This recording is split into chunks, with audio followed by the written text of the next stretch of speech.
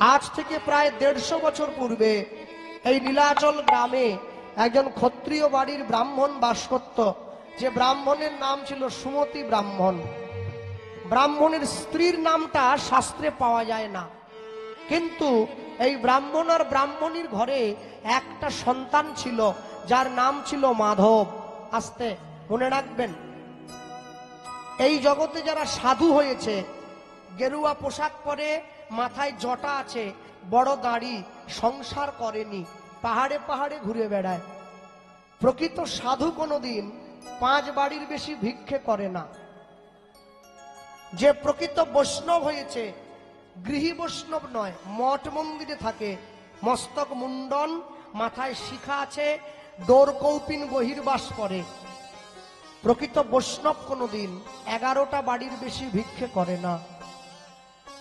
যে ভক্ত হয়েছে, স্ত্রী পুত্র আছে, কিন্তু ভগবানকে সেবা দিয়ে প্রসাদ পায়, প্রকৃত ভক্ত কোনোদিন 21টা বাড়ির বেশি ভিক্ষে করে না।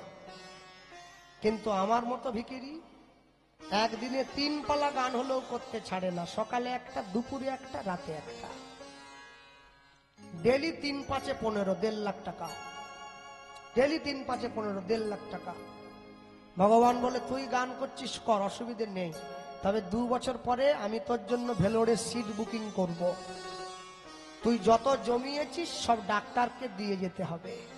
লোভে পাপ, পাপে মৃত্যু।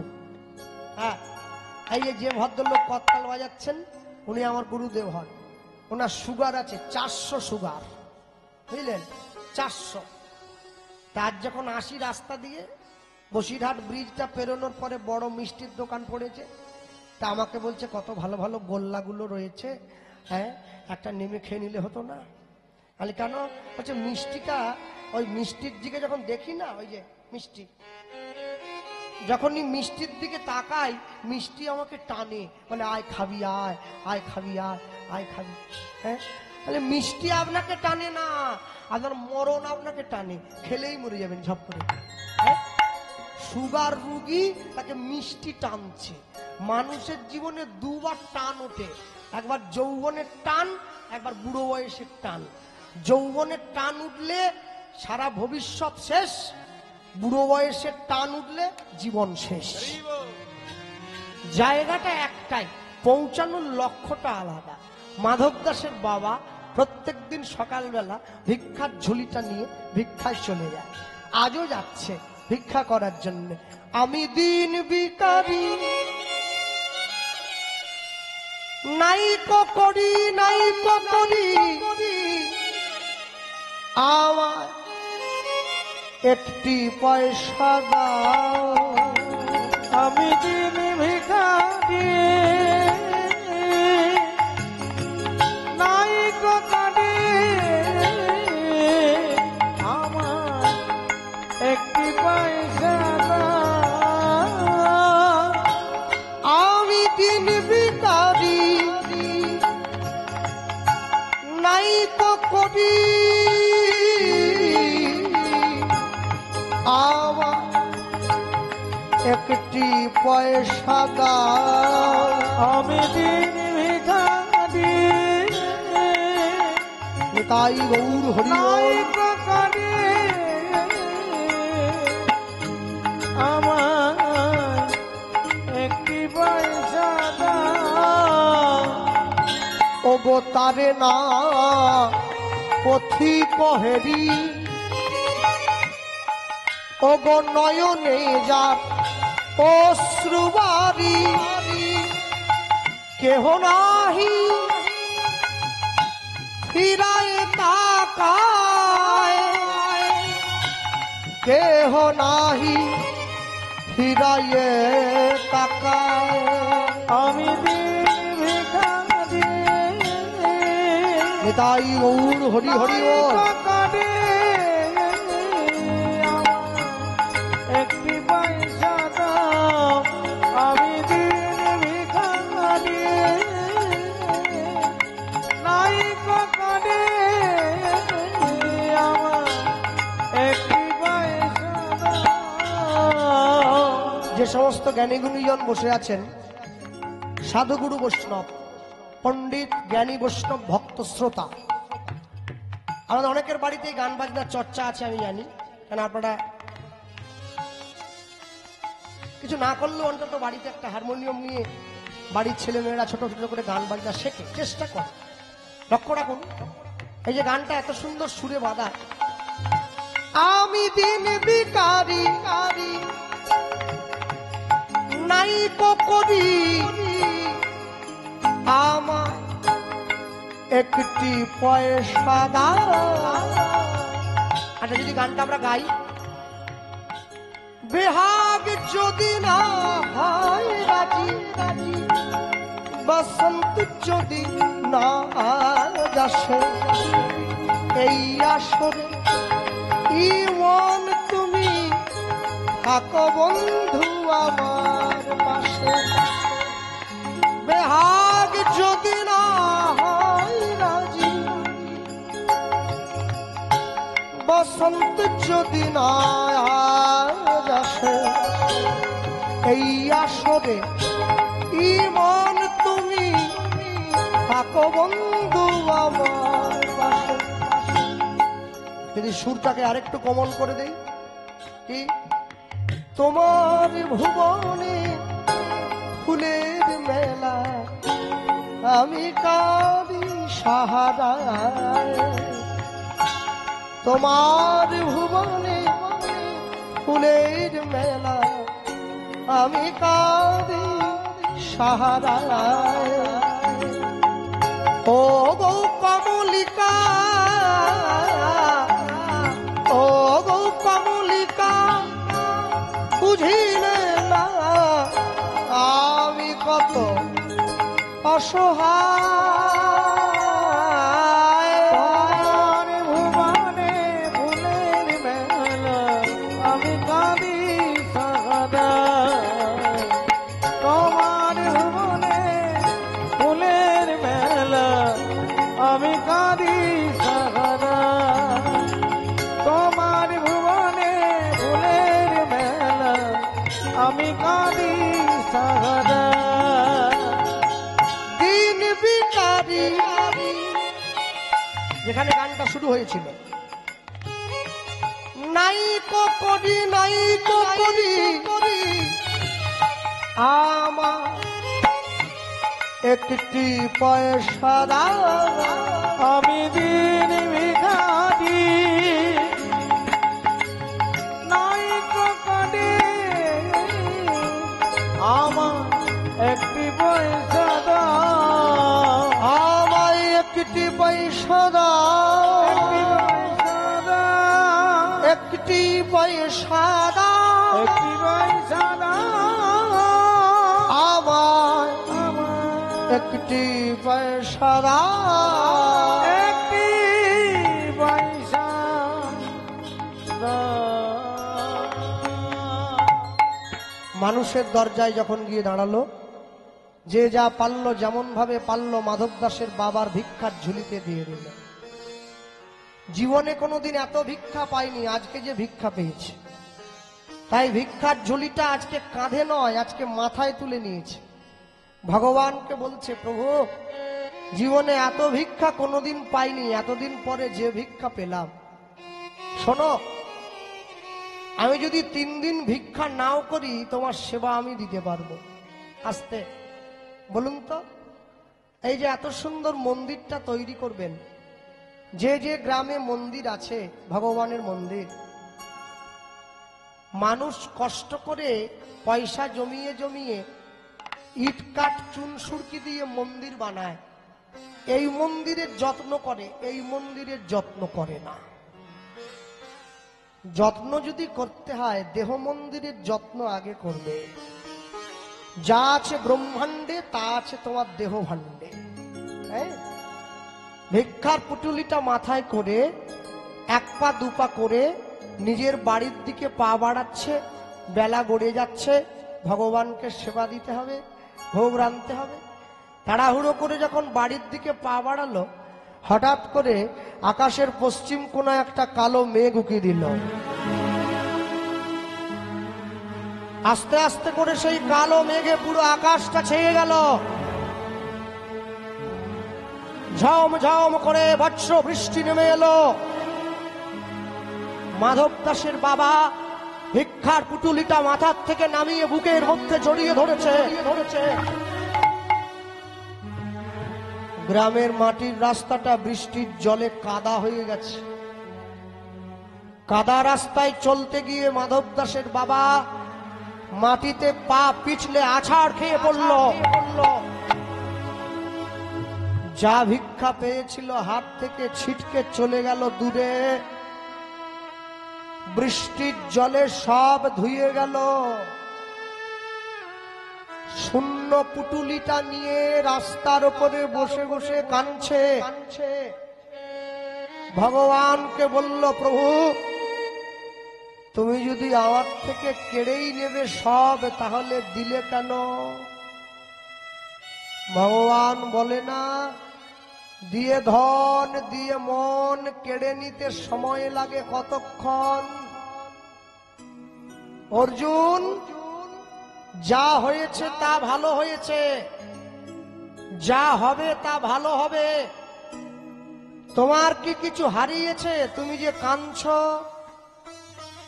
আজ তোমার যা আছে কাল তা অন্য কারো হবে। তুমি যা নিয়েছো এখান থেকে নিয়েছো, যা দেবে এখানেই দেবে। পরিবর্তনই সংসারের নিয়ম। গীতা সার অংশে ভগবান বলছেন।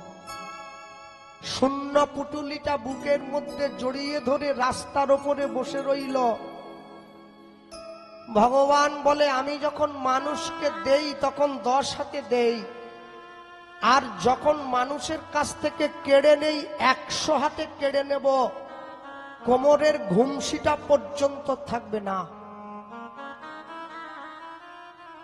ভগবানকে জানাচ্ছে, প্রভু আমি কি দিয়ে তোমার সেবা দেব? সকাল গড়িয়ে দুপুর হলো, দুপুর গড়িয়ে বিকেল হলো, বিকেল গড়িয়ে সন্ধে হয়ে গেল। যে ছেলেটা কোনোদিনও মায়ের কাছে গিয়ে খাওয়ার জন্য বায়না করেনি, আজকে সেই ছোট্ট ছেলেটা মায়ের কাছে গিয়ে মায়ের আঁচলটা ধরে টানছে, মা আমার বড্ড খিদে পেয়েছে, একটু খেতে দাও না মা। মা হয়ে যদি সন্তানের মুখে দুমুঠো খাবার তুলে দিতে না পারে, মাতৃত্বের জীবনে এর থেকে বড় দুঃখ আর কিছু হয় না। মা ছুটে ঘরের মধ্যে গিয়ে চালের হাঁড়িটা নাড়িয়ে দেখছে একটা চালের দানা পর্যন্ত নেই যে ছেলেটাকে দেবে। নিজের ছেলেটাকে ভোলাবার জন্য মা কি করলো জানেন? উনুনের ওপরে হাঁড়ি বসিয়ে হাঁড়িতে জল দিয়ে কতগুলো নুড়ি পাথর দিয়ে দিয়েছে। নিচে আগুনটা জ্বালিয়ে ছেলেটাকে দেখাচ্ছে, মাধু ওই দেখ ভাত হচ্ছে বাবা, হলেই আমি তোকে দেব, একটু অপেক্ষা কর। মা তো সন্তানকে ভোলাবে কি দিয়ে? ভগবানকে বলছে, প্রভু তুমি আমাকে গাড়ি বাড়ি টাকা পয়সা দাওনি, এর জন্য আমার দুঃখ নেই। আমার দুঃখ কেন জানো? আমি তো মা, আমি সন্তানকে এক মুঠো খেতে দিতে পারবো না, সেইটুকু আমায় দেবে না? ভক্তমন্ডলী মায়েরা, হস্তিনাপুরে তো কৃষ্ণ এসেছে, সবাই ছুটে যাচ্ছে কৃষ্ণকে দেখার জন্যে। চলো কৃষ্ণ এসেছে, কৃষ্ণ এসেছে। লক্ষ লক্ষ মানুষ ছুটে যায় ভগবানকে দেখতে। সেই সময় বিদুর ভিক্ষা করে ঘরে ফিরছে। কে যেন গিয়ে বিদুরকে ছুটে গিয়ে বলছে, বিদুর কৃষ্ণ এসেছে, যাবে না দেখতে?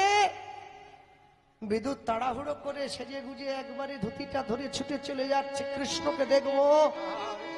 একটা লোক ছুটে গিয়ে বিদুরকে বলছে, বিদুর এত পিছনে দাঁড়িয়ে আছো, তুমি তো বড্ড বোকা গো। এত পিছন থেকে কি কৃষ্ণ দেখা যায়? একটু সামনের দিকে যাও। সামনে না গেলে তুমি দেখবে কি করে? লক্ষ লক্ষ মানুষের ভিড় হয়ে গেছে। বিদুর কি বলছে জানেন? বিদুর বলছে, আমি কৃষ্ণকে দেখতে না পেলে কি হবে? কৃষ্ণ তো আমায় দেখতে পাবে। আমি যে গোবিন্দের চরণে ছুটে এসেছি সে তো আমায় দেখতে পাবে, এতেই হবে। দুর্যোধন ছুটে গিয়ে কৃষ্ণকে নিমন্ত্রণ দিচ্ছে, কৃষ্ণ তুমি গোয়ালার ছেলে, সারা জীবন ওইসব ঘি দুধ মাখন খেয়ে তুমি দিন কাটিয়েছ। তুমি কি জানো রান্না করলে রান্নার কত স্বাদ হয়? আজকে তুমি আমার বাড়িতে খেতে যাবে, জীবনে যা তুমি খাওনি আমি তোমায় খাওয়াবো, তোমার জন্য ভালো ভালো রান্না করব। নিমন্ত্রণ দিয়ে ছুটে চলে গিয়েছে দুর্যোধন। ভগবান ভাবছে আমি সবকিছু গ্রহণ করি, ভক্তের অহংকার তো গ্রহণ করতে পারি না। বিদুরের দুর্যোধনের বাড়ির পাশ দিয়ে ভগবান ছুটে চলে গিয়েছে বিদুরের ঘরে। বিদুরের স্ত্রী যার নাম পরাশরী, তার একটা মাত্র কাপড়, তাও শত ছিন্ন। স্নান করে কাপড়টা উঠোনে শুকোতে দিয়ে মা বিবস্ত্র হয়ে দাঁড়িয়ে আছে দরজার আড়ালে। কাপড়টা শুকোলে তারপরে পরবে। ঠিক সেই সময় ভগবান গিয়ে বিদুরের ঘরের দরজায় হাজির হয়েছে, চিৎকার করে ডাকছে, কেউ কি নেই?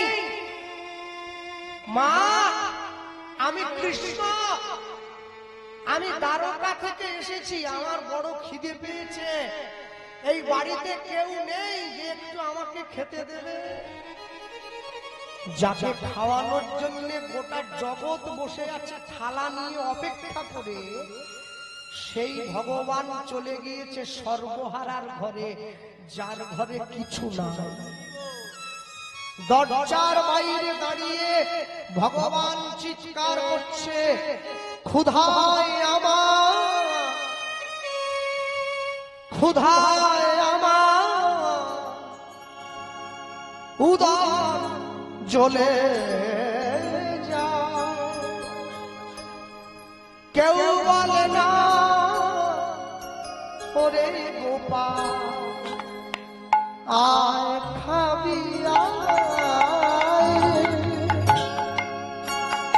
ক্ষুধায় আমার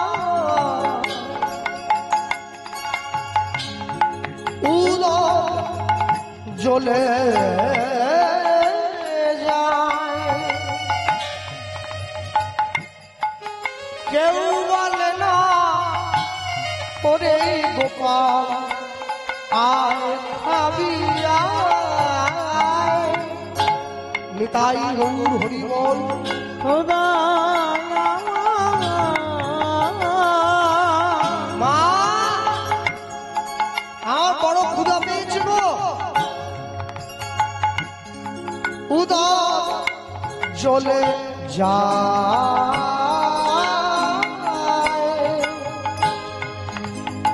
কেউ বলে না,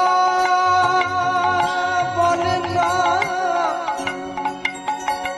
ওরে গোপাল আয় খাবি আয়।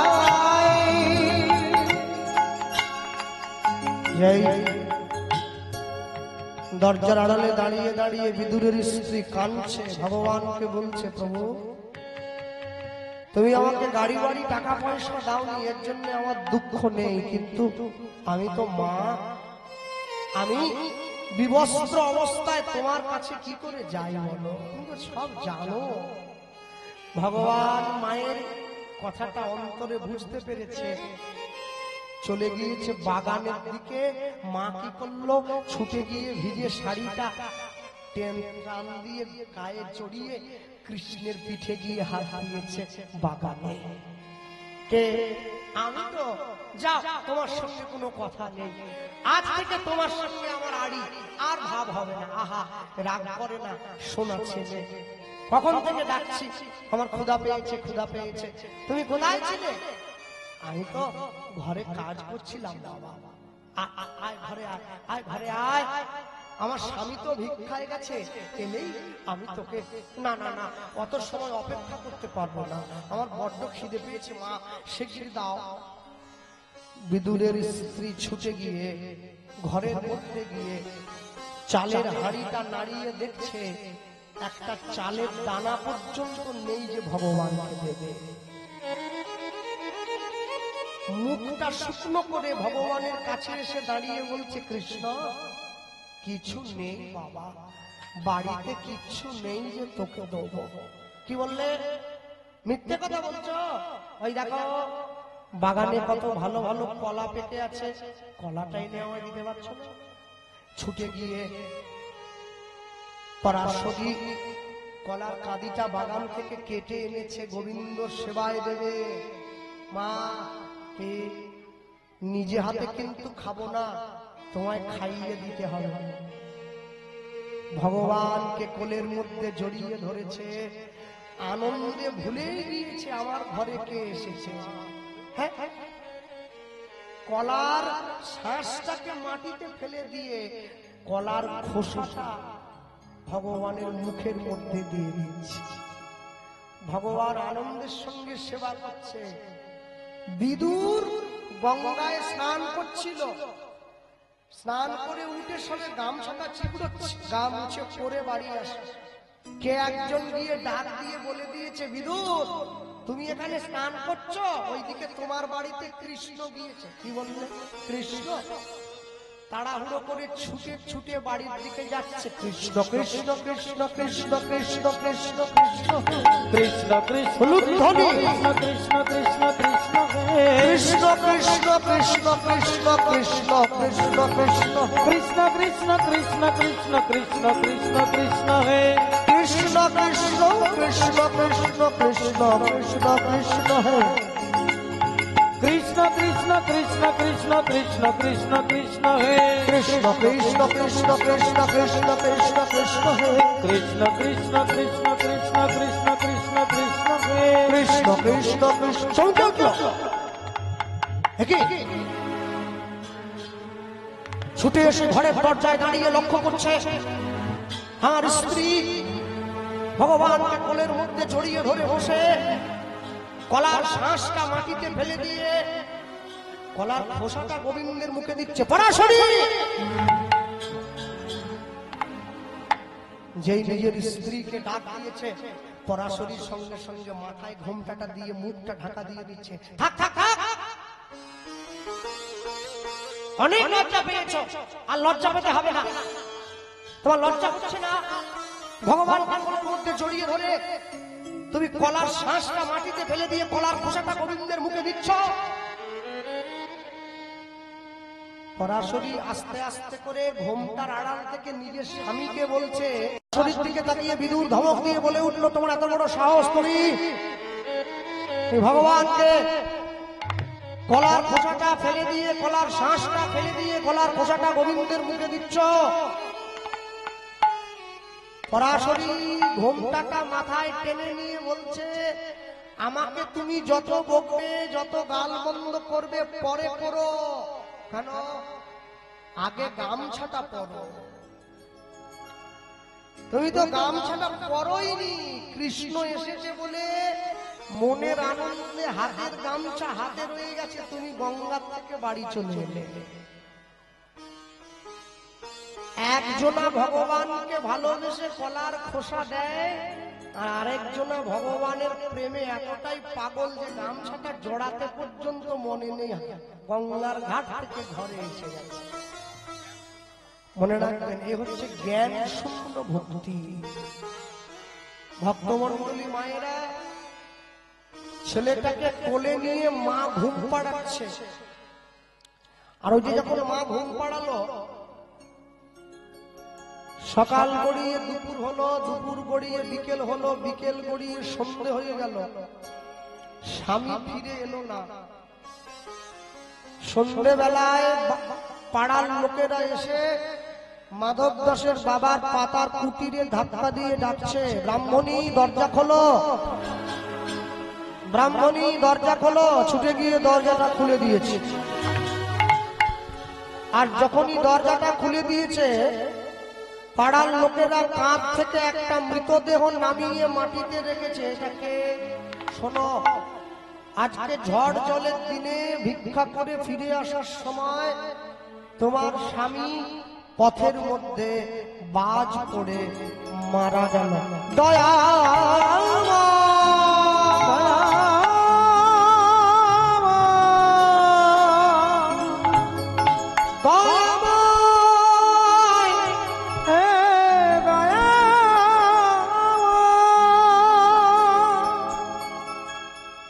ছুটে গিয়ে ভগবানের মন্দিরে আসার খেয়ে পড়ল। আমি কোনোদিন তোমার ত্রুটি করি নাই, কোনোদিন তোমার সেবায় অন্যায় করি নাই, আমি সারা জীবন তোমাকে সেবা না দিয়ে কোনোদিন নিজের সেবা গ্রহণ করি নাই, তবে কেন আমার জীবনের একমাত্র অবলম্বন তুমি কেড়ে নিলে আমার কাছ থেকে? আমি আমার সন্তানকে নিয়ে কোথায় যাব? কে আমায় অন্ন দেবে, কে আমায় বস্ত্র দেবে, কে আমায় আশ্রয় দেবে? ভগবান দাঁড়িয়ে আছে পাথরের সিংহাসনে,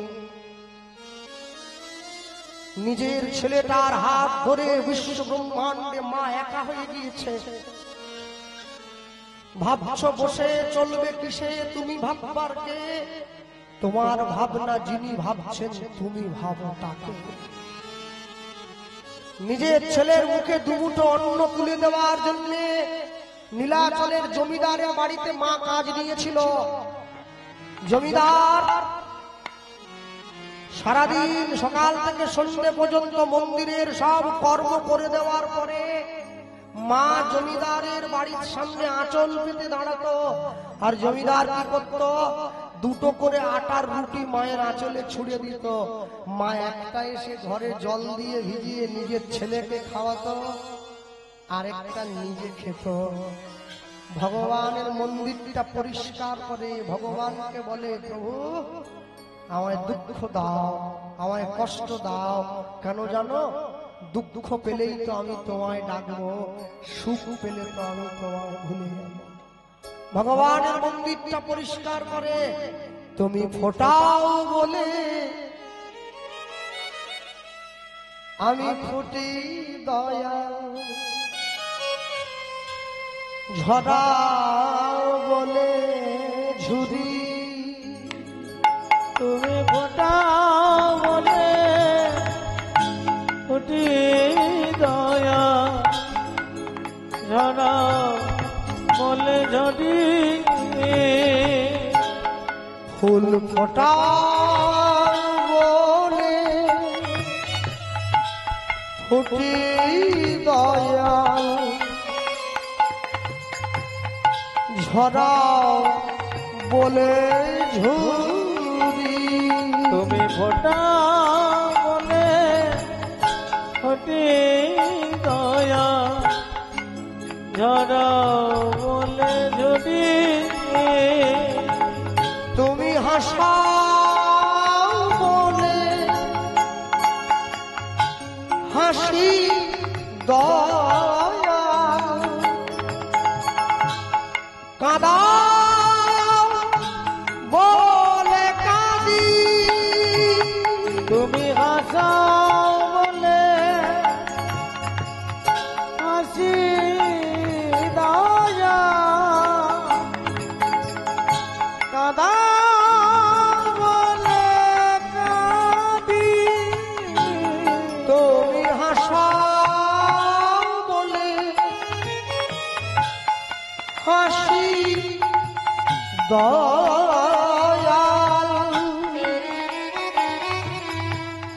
কাঁদাও বলে কাঁদি। তুমি হাসাও বলে হাসি দয়া, কাঁদাও বলে কাঁদি। ফোটাও বলে ফুটি দয়া, ঝরাও বলে ঝুরি। তুমি ফোটাও বলে ফুটি দয়া, ঝরাও বলে ঝরি। তুমি ফোটাও বলে ফুটি দয়া, ঝরাও বলে তুমি ফোটাও বলে ফুটি দয়া ঝরাও বলে ঝরি মোর অন্তপুরে বিচার সভায় চোর সাজব প্রভু অনন্তপুরে বিচার সভায় চোর সাজানো তুমি মোর অন্তপুরে বিচার সভায় চোর সাজব প্রভু মোর অন্তপুরে বিচার সভায় চোর সাজানো প্রভু বিচারকের আসনেতে সাক্ষী দাও যে প্রভু আমি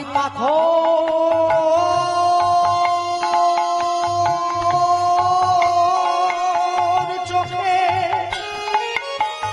দাঁড়াইয়ে তোমায় দেখি নয়ন ভরে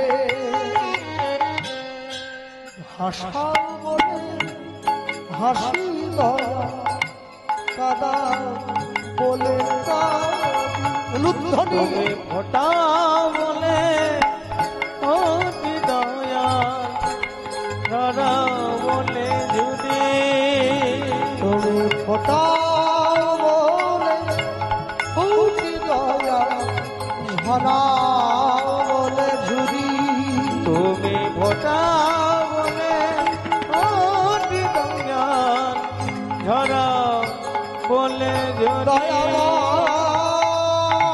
দয়াময় আমায় দয়া করো দয়া করো দয়া করো দয়া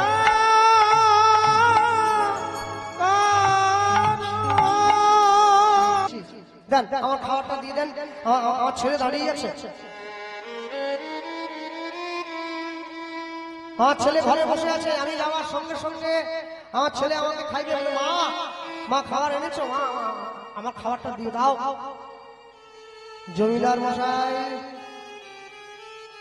মায়ের আঁচলে যখনই দুটো রুটি ছুঁড়ে দিল না রুটি দুটো মায়ের আঁচলে না পড়ে রাস্তায় গিয়ে পড়ল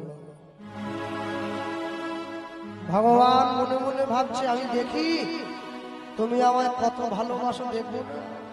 হ্যাঁ একটা কুকুর দাঁড়িয়েছিল ছুটে গিয়ে দুটো রুটি মুখে করে তুলে নিল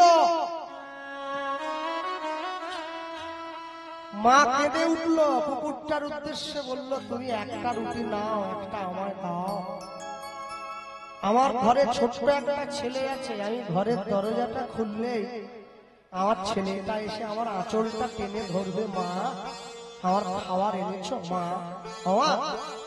আমার বড্ড খিদে পেয়েছে একটু খেতে দাও অবলা জীব সেদিন মায়ের কথাটা বোঝে নাই দুটো রুটি মুখে করে নিয়ে ছুটে পালিয়ে গেছে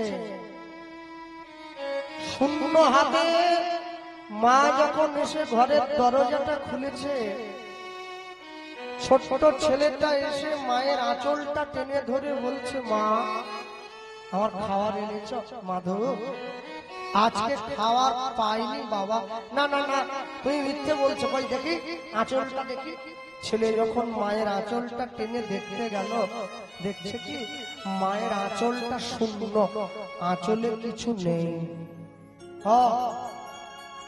বুঝেছি বুঝেছি আজকে তোমার বড্ড খিদে পেয়েছিল জমিদার বাড়িতে অনেক কাজ করতে হয়েছে তোমার দুটো রুটি নিজে খেয়েছো ঠিক আছে আজকের দিনটা আমি জল খেয়ে ঘুমিয়ে পড়ি কালকে থেকে খাবো মাধু মা কোনোদিন সন্তানকে না খাইয়ে খায় না রে কুপুত্র যদি বা হয় কুমাতা কখনো নয় আমি রুটি দুটো পেয়েছিলাম কিন্তু রাখতে পারিনি বাবা বিশ্বাস কর ছেলেটাকে কোলের মধ্যে জড়িয়ে ধরে মা ঘুম পাড়াচ্ছে, মনে মনে ভাবছে আমার ছেলেকে মা হয়ে আমি দুমুঠো খেতে দিতে পারলাম না,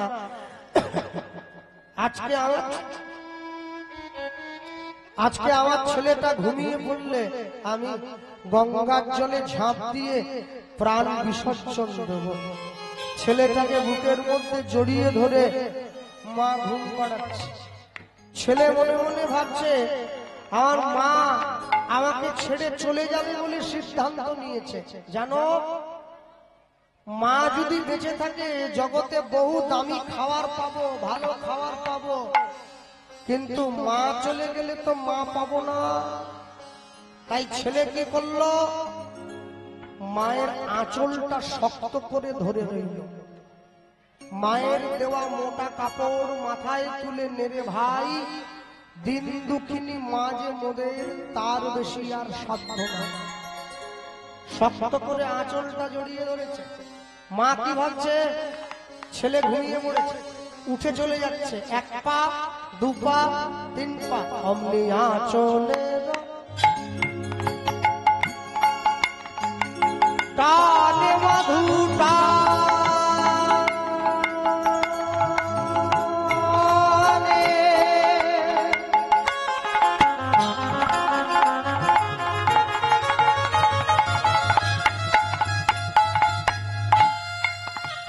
বয়া চলে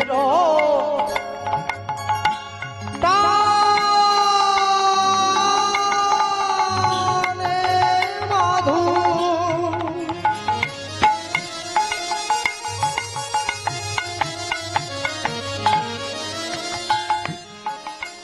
জাগিয়া বসিল, জাগিয়া বসিল,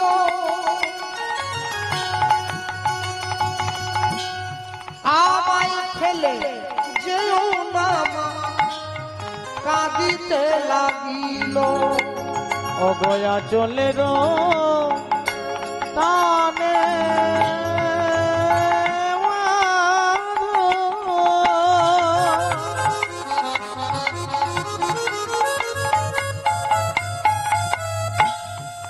অগ জাগিয়া বসিল, বসিল, আমায় ফেলে যেও না মা কাঁদিতে লাগিল। মা গো, আমায় ফেলে যেও না কাঁদিতে লাগিল। আমায় ফেলে যেও না মা কাঁদিতে লাগিল। মা গো, আমি কি তোমার বোঝা হলাম নাকি? মা গো, আমি কি তোমার বোঝা হলাম নাকি? আমি আর খাওয়ার চাইব না মা। মা কি আমি কি তোমার বোঝা হলাম নাকি? আমি আর খাওয়ার চাইব না মা। মা আমি কি তোমার বোঝা হলাম নাকি? বলি আমায় ফেলে যেও না মা কাঁদিতে লাগিল। ও গো, আমায় ফেলে যেও না মা কাঁদিতে লাগিল। মা, আমি তোমার ছেলে, তোমায় কথা দিচ্ছি, আজ থেকে আমি কোনোদিন তোমার কাছে খাবার চাইবো না। আমি নিজের খাবারের জোগান নিজে করব। শুধু আমার খাবারের জোগান নয়, আমি তোমার খাবারের জোগানটাও করব। তুমি যেমন মা, আমার ছেলে চলে গেলে হবে। আস্তে কদিন কাটলো, একদিন দুদিন তিন দিন চার দিন করে, আজকে 12 বছর বয়স হয়ে গিয়েছে ছেলেটা।